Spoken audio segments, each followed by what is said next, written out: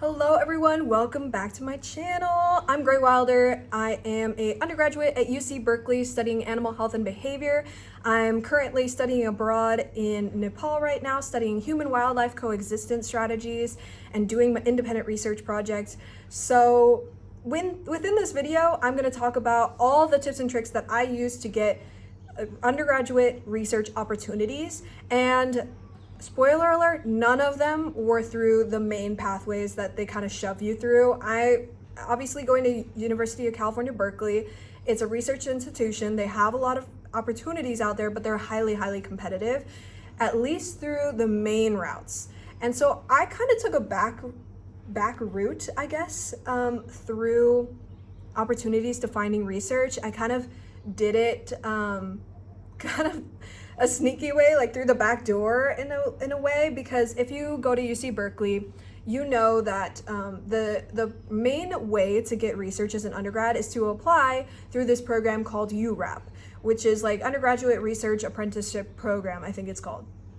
And through that program, you send in like 3 different applications, and whatever lab accepts you, you go and work for them for a semester or even longer, depending on what you want to continue with.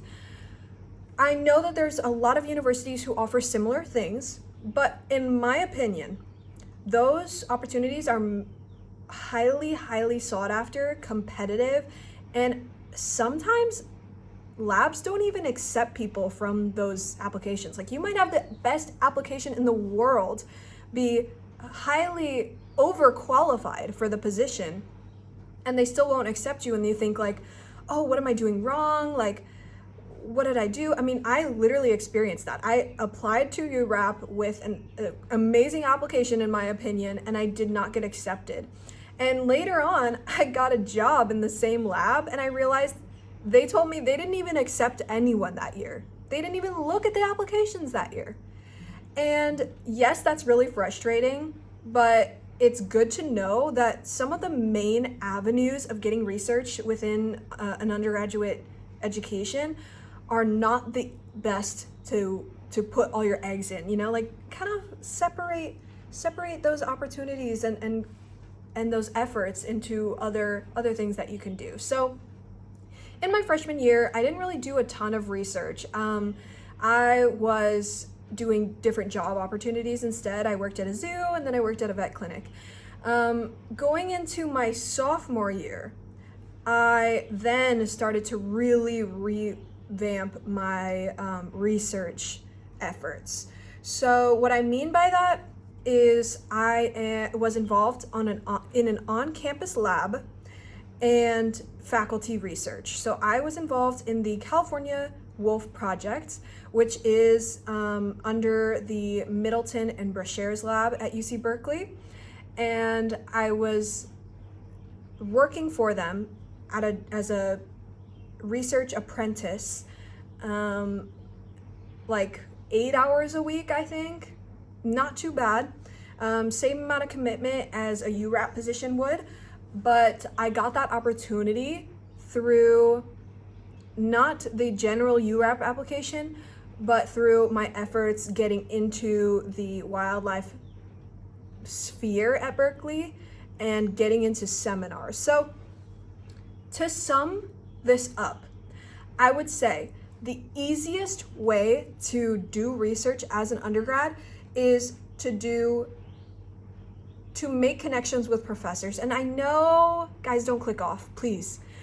I have valuable information.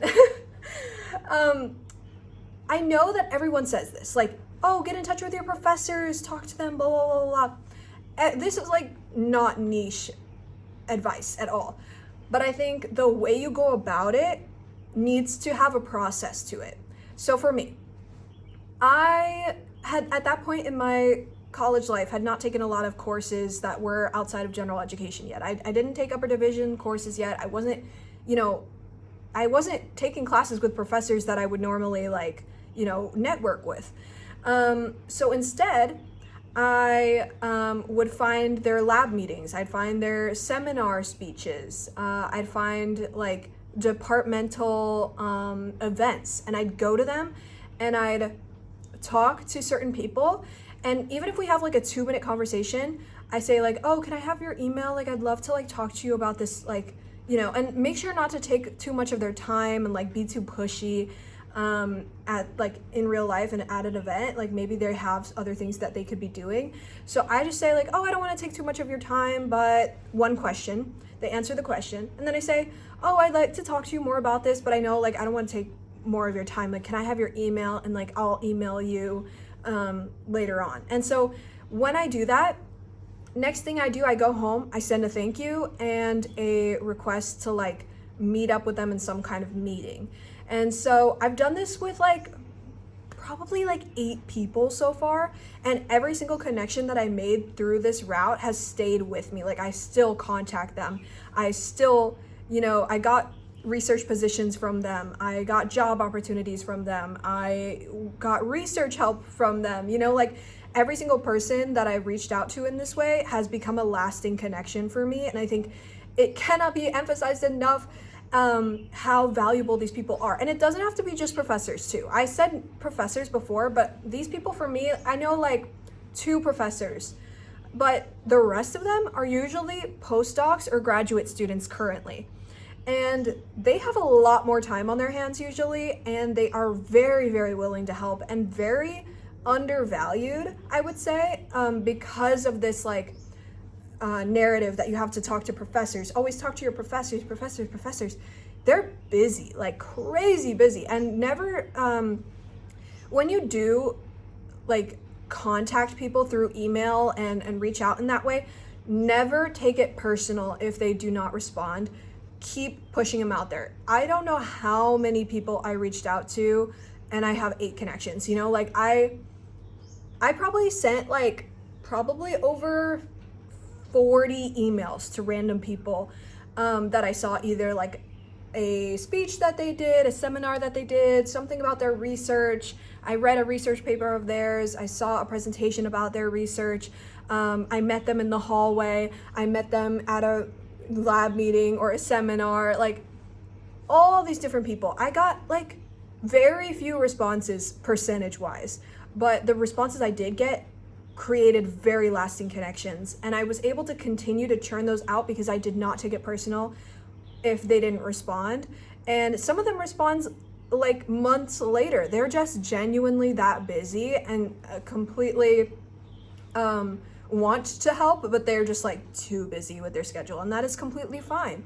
And I think if you are doing this strategy or want to start doing this strategy, it's really important to just like not take it personal at all. Maybe send one follow-up, but if they're really busy, leave it alone, go to the next person. There are many people out there that have aspects to their career that I think you would relate to or want to like strive for in your future career, and they are willing to help you get there. Most of the time they are.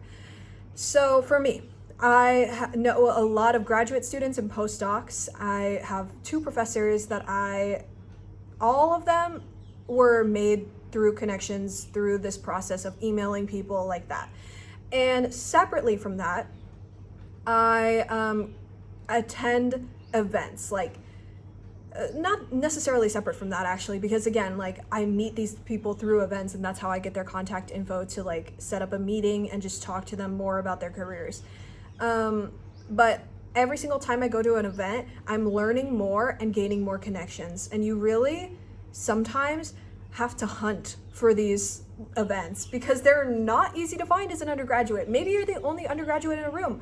I was that undergraduate within the room that was like the baby in the room. But you stand out like that, and maybe it's uncomfortable. Maybe it seems like you're barging into something you shouldn't be at, but if they don't tell you that like this is like not for undergraduates, you can't be here, you're allowed there and you deserve to be there, and you're going to stand out to every single person in that room for your ambition and your drive to listen and curiosity to learn.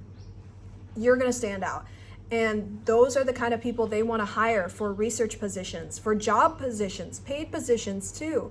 There are opportunities out there But a lot of times that connection between undergraduates and postdocs or graduate students is kind of like there's a wall there, and it might seem intimidating for an undergraduate to just like show, like, put it out there, like, hey, I really love the work that you've been doing.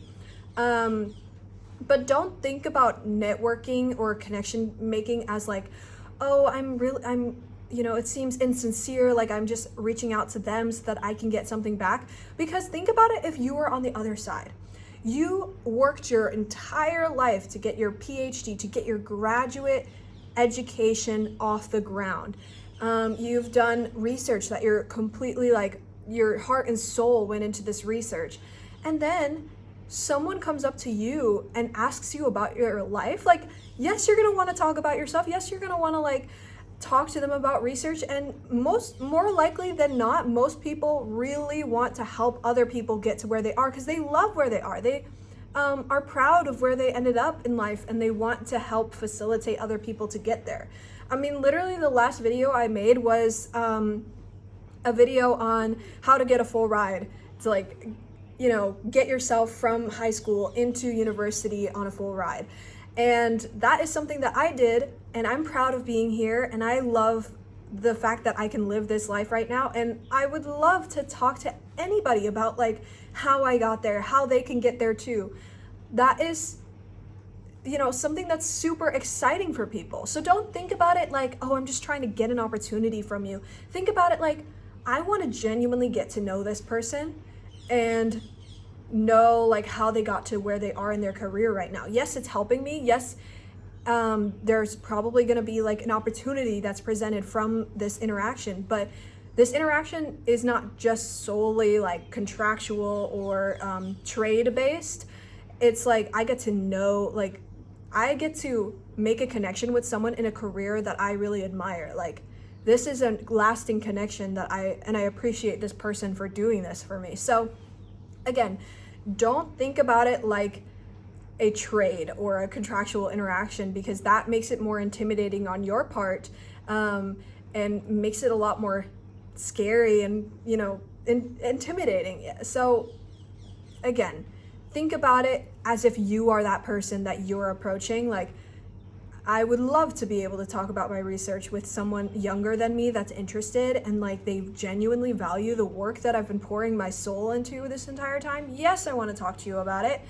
And yes, I want to involve you if you're just as passionate as me. Like, that's how I got into the California Wolf Project as a research apprentice, is that I talked to people within the department. I went to every single seminar every Friday, and then I would talk to the speaker, and I would usually email follow up and set up an appointment. And one of the researchers that I did that for, I said, oh, you're involved in this project on campus. Like, if you ever need anyone, like even, to just crunch data all day, like, or just, do something like completely meaningless, I will be there. I want to be in the room. And she saw that from me and saw my sincereness and dedication and said, okay. And I waited months. I thought this opportunity, fell through. Like, I guess they're not looking for anybody. Months later, I get an email saying, from postdocs on that project team said, oh, this postdoctorate researcher said your name when we were looking for people to involve as undergraduates on this project. So would you like to come for an interview? I didn't even have to apply. I didn't even have to do all that URAP nonsense. I'm a hater of URAP, but like, again, like there are people who genuinely do get opportunities through that. And I'm very grateful for my university to provide that opportunity in the first place. It's an incredibly great program and assistance, but I think there's something to be said about other ways you can get involved in research that are not just the funnel that they put everyone through, because it's very hard to stand out in a funnel, but if you go through the back door, you're the only one there. So again, that's how I got into everything that I'm doing right now. And when you're applying for things, make sure that you have a tailored resume and CV. Resume and CV are different. If you want to check out the differences, there are so many videos on YouTube about that. And make sure that if it's a resume, make sure that all the things on there are kind of related to what you're applying for. If it's a CV, you kind of just put everything that you've ever done on there. But again, make sure you have a little bit of, even if it's like soft experiences or soft skills, just put them on there. You never know what kind of skill that they might see from that and want on their project. And also, if you are reading a job description, they are literally telling you exactly what they want from you in the application. And if they want this, and this qualification, say in your cover letter, for example, hi, my name is blah, blah, blah. I go to blah, blah, blah university. I am super interested in blah, blah, blah. And I'm qualified in this way, I'm qualified in that way, and I'm qualified in this way. And sometimes they won't even read the rest of the cover letter. They will just see that and be like, done, interview. Because that's what they want to see in cover letters. The flowery language and the storytelling is not going to get you a job. Believe me, I really did a few applications like that. I definitely had a few bumps in the road using storylines like that, and it's not working. It never works. It's just flowery language, and all they want to see is your qualifications and your drive for the position. And again, make sure that you set a goal for, if you're using this strategy that I presented throughout this video of like emailing every single person that you meet as like a potential mentor, or just hearing about their career in a separate meeting and just like a one-on-one. Set goals of like how many people you want to reach out to. Make sure that you're updated on like who you're talking to and on what stage you're at with them. Because if you're sending out a lot of emails, you want to make sure that you get their emails back, check your emails. And also build relationships with those mentors. Keep in touch with them, update them about what you're doing, ask them about themselves. That's how you build a relationship with those people who are eventually going to write your letters of recommendation. And then also make sure that you have things that you can put on your resume later on. So whether you publish or present your work in some way, that is going to build notoriety, not notoriety per se, but like it's gonna build reputation and like, oh, what is the word? When you have a little word on the tip of your tongue and you can't get there? I don't know what I was about to say, but basically just like authentication that you're like genuinely interested and dedicated to this research and to this field. So I want to end this video off with a quick note about dealing with rejection or unresponsiveness within the research field, because you're gonna deal with a lot of that. As an undergrad, you deal with a lot of rejection, and the thing is, I see the most when I see a person defeated over one lost opportunity, it makes me like sad, because the attitude that you have to have within research, especially as an undergrad in a competitive institution, is just on to the next thing, move on, on to the next thing. Because you really, really cannot take things personal, because if you're still sulking about the lost opportunity that you had months ago, you've missed 5 other opportunities within that time range. And you need this personality trait of adaptiveness and resilience, and dodge all those obstacles and just keep going, and take nothing personally, because you never know what's going on in that lab that you're applying to, and you never know what about your application might have been just not even lacking, but like unideal for them. Like there are so many different possibilities. I mean, again, with that thing, I applied for a URAP position to study wolves with the California Wolf Project.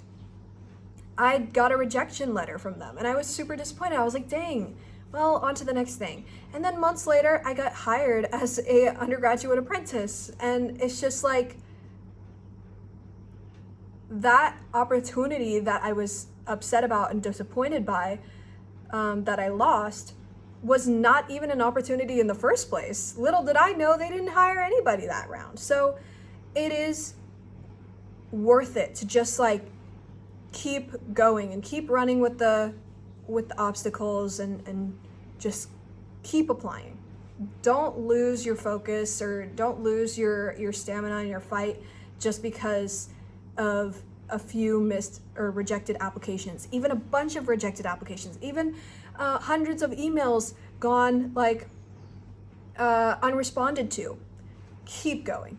Change up what you think might be holding you back and switch it up, see what works, but just keep going. Take nothing personal.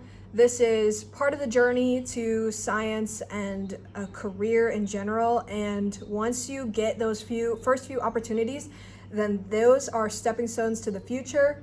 And yeah, this is the hardest part. Hardest part is the first few job research opportunities you get. And then after that, you're really bouncing off the last opportunity you had. So again, I hope this video helped for anyone who's looking into research as an undergrad. And let me know if you guys have any questions. Comment them down below. Please like, comment, and subscribe if you're interested in not only this video and college content, but if you're interested in conservation biology or animal health and behavior, I'm all about that. And I have lots of videos on it. So come back weekly if you want to see more of that. So yeah, thank you guys so much for watching, and I hope to see you guys soon. Bye.